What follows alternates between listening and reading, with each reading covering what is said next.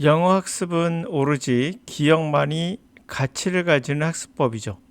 그러나 인간의 뇌는 두 개의 다른 것을 다 사용한다고 합니다. 기억과 익숙함이죠. 언어인 영어는 기억과 익숙함 둘 다 가지고 적절히 효율적으로 버물려서 사용하기에 빠르게 읽고 또 듣고 이런 것들이 가능한 것이라 생각됩니다. 자, 누군가는 단어를 잘 기억하게 해주는 비법이라고 광고를 하죠. 이게 바보 같은 짓인 게 금방 알 수 있어요. 언어의 영어는 암기해서 기억하는 단어 말고 또 다른 영역이 있어요. 익숙함이죠. 익숙함에서 오는 그냥 아는 것도 이것도 섞일 때 가장 효율적으로 사용하는 것이 언어라고 생각이 듭니다.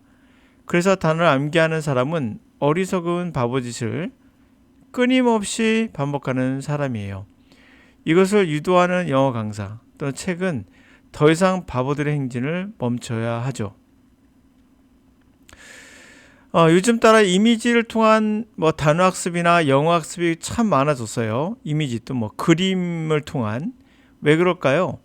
단어를 문자로 암기하다 보니 자꾸 까먹고 더 오래 기억에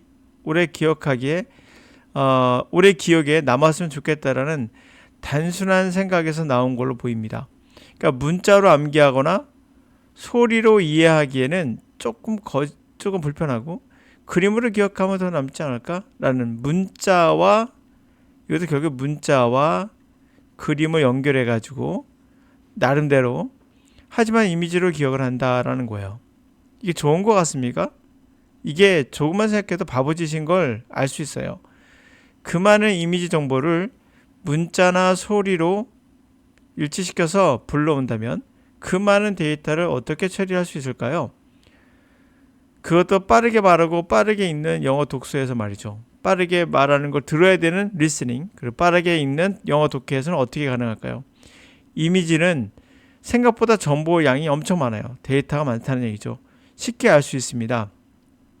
AI가 데이터를 많이 쓰는 이유는 이미지로 학습하기 때문인 거예요. 그렇다면 여러분이 이미지를 쉽다고 생각하는 것은 그림이나 만화 이런 것이 쉽다라는 거에서 오는 착각에서 비롯된 거죠.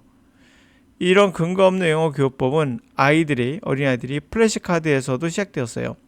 단순한 고유 명사, 그러니까 비행기를 보여주고 이것을 비행기 에어플레인 이렇게 하단 말이에요. 에어플레인 이렇게 떴어요. 학생들이 에어플레인은 꼭 비행기다 그림을 이제 인상한다는 거잖아요. 이렇게 고유 명사는 어느 정도 재미있게 가능할 수 있어요. 시작. 그러나 이것은 본질을 해결하지 못해요. 왜? 고유 명사는 어느 정도 가능할 수 있지만 추상적인 단어가 거의 90% 이상을 차지하는 언어, 영어도 그러죠? 불가능합니다. 여러분 생각하는 것처럼 언어는 그렇게 단순하지가 않아요. 언어는 고유 명사가 아닌 대부분 추상 명사거든요. fire, 불. 자, fire 해놓고 모닥불 피는 모습을 보여줘요. 이게 맞는 겁니까? 틀린 거예요. 왜? 난방기, 난로라 뜻도 있거든요. 그러면 발사할 때 fire라고 해요. 총격이라는 말도 있죠. 그럼 이것을 어떻게 연결시킬 것인가? 이렇게 우리가 생각하는 물은 fire는 고유명사가 아닙니다. 여러분이 고유명사로 착각하고 있는 거예요. fire는 고유명사가 아니에요. 서울, 코리아는 고유명사일 수 있죠. 이름이니까. 저희 이름 고혁준 고유명사 맞습니다. 그럼 fire는 고유명사가 아니에요. 그래서 난방기는 난로, 발사, 총격, 거기다 해고까지도 fire라고 하죠. 물론 해고는 fire out의 준말이긴 하지만 그래도 fire로 씁니다. 자, 플래그란 말은 깃발이에요. 그러나 이것이 강조하다, 표식을 남기다까지도 들어갑니다. 고유명사가 아니란 걸 알 수 있어요. 근데 이것을 깃발 딱 보죠. 이게 플래그다라고 하면 이 단어만 알아요. 그리고 이 단어가 그림으로 이해한다는 것 자체도 사실 좋은 방법은 아니에요. 이미지는 데이터량이 많기 때문에 이미지를 끄집어내면서 독해라는 데 생각해 보세요. 불가능합니다. 느립니다. 결코 빠를 수가 없어요. 다시 말하면 뭐예요? 번역하고 있는 거예요. 이들의 그 역사적인 파이어가 왜 해고가 되는지, 플래그가 왜 표식을 남기다는지는 역사적 이야기는 다양하지만 그건 언어의 본질이 아니에요. 중요하지 않습니다. 그냥 사용하고 우리는 느낌으로 그냥 알아요. 친숙하기도 하고요. 하도 많이 TV에서 파이어가 나오니까. If the brain, 뇌는 already stored, 이미 someone face, 누군가의 얼굴과 이름을 저장해 놨어요.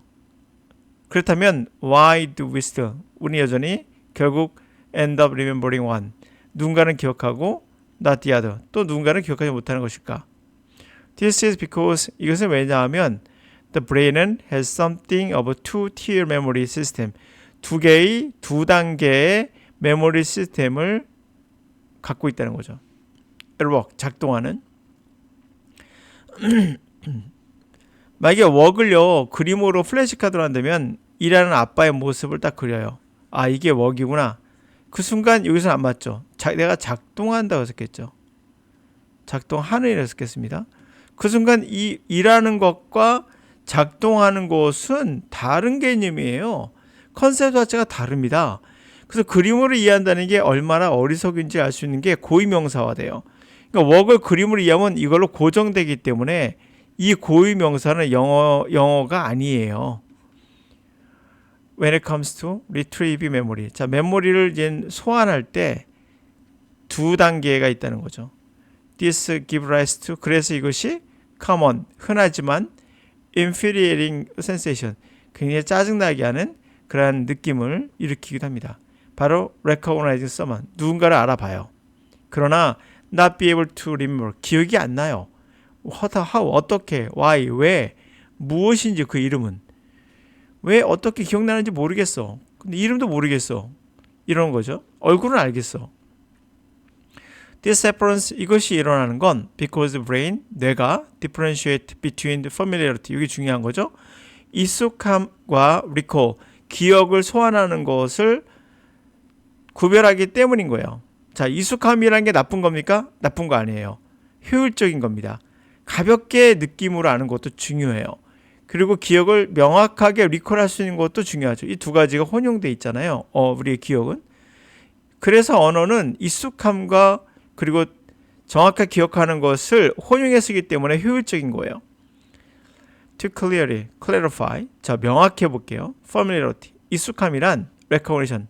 알아보는 거예요. 아, 누군지 알겠어. 그냥 알아보는 거. 이것은 when you encounter someone, 누군가를 또는 something, 뭔가를 만났을 때, 근데 you know, you've done so before. 이전에, 그렇죠? 이전에 만났다는 것만 알아요.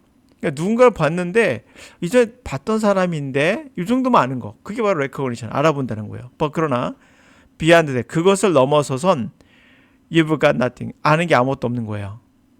All you can say, 여러분이 말할 수 있는 전부는 this person, thing, 이 사람, 또 이것이 already in your memory, 이미 너의 메모리 안에 있었다는 것만 알 수 있어요. recall, 우리가 또 그러면 기억을 소환하는 거. 일반적으로 우리 암기라고 하죠. 이것을 우리가 암기했다는 recall은 when you access original memory, 바로 오리지널 메모리에 접근할 수 있을 때예요. 어떻게, 왜 이 사람을 알고 있는지를, 그렇죠? 본래 그 기억 저장소에 접근했을 때는 우리가 암기했다고 합니다.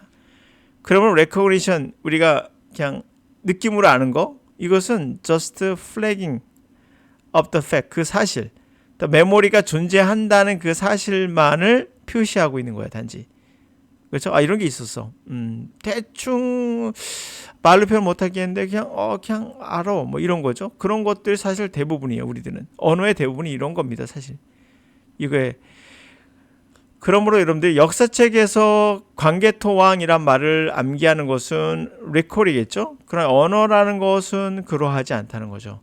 이 두 가지를 다 혼용해서 쓴다는 겁니다. 그러므로 영어를 배우는 여러분 입장에서는 영어 다시 돌아가면 암기를 하는 게 좋겠어요, 나쁘겠어요? 그래서 암기는 좋은 방법이 아닐 수밖에 없어요. 또 하나, 두 번째로는 이 이미지를 통한 그림 그리기, 이미지를 통한 학습 또는 그림을 통한 학습이라는 건 어린아이들에게 재밌어 보이지만 결국에 이것도 근본적인 처방이 될 수는 없어요. 그래서 플래시카드로 배워서 어떤 학생들은 좋아졌을 수도 있지만 그것이 단순한 몇 단어 갖고 우리가 판단할 수는 없죠. 그렇게 해서 실패한 학생들도 있습니다. 그러니까 그림 그리기를 통해서 이미지로 배워서 좋아졌다는 것과 그렇지 않다는 것이 나눠진다는 얘기는 이게 본래의 취지와 우리가 본래 어떤 목적과 뭔가 딱 맞아떨어지지 않는다는 걸 우리 쉽게 알 수가 있죠. 또 하나, 이미지는 뭐라고요? 굉장히 데이터량이 많아요. 고유명사화되어 있습니다. 이미지 자체가. 이 고유명사화 되어 있는 이미지를 잘못 활용하면 아이들은 고착될 수 있어요. 어휘에 대해서. 그러므로 말, 소리라는 것은 고착화되어 있지 않아요.